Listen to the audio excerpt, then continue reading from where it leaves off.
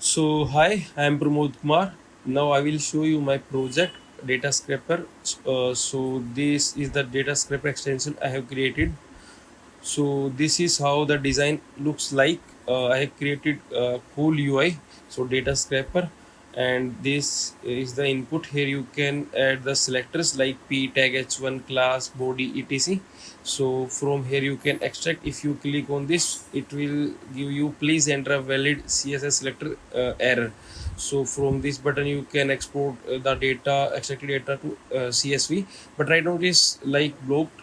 So for that, first we have to extract the data, and this is I implemented a free API as mentioned in the assignment, get random advice. So if you click on it, it will give you random advices every time. If I again create, so it is giving the new advice right now. So here it will show all extracted data, no result yet, try a selector like p or h1. So let's start. So right now I am just adding h1 here. So the extracted data will be shown here, like two data is extracted, main page, welcome to Wikipedia, and it is also show the count here. And I will do s2 similar like s3.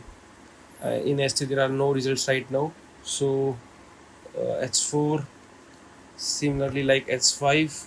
So we'll go to p tag, so it will show all the data, and the design is also professional and good. So I'll just accept body data. So this is how it works. So now let's extract the data.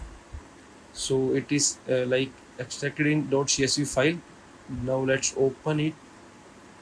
You can see full extracted data is uh, here in the csv format. So thank you, I hope you like my project.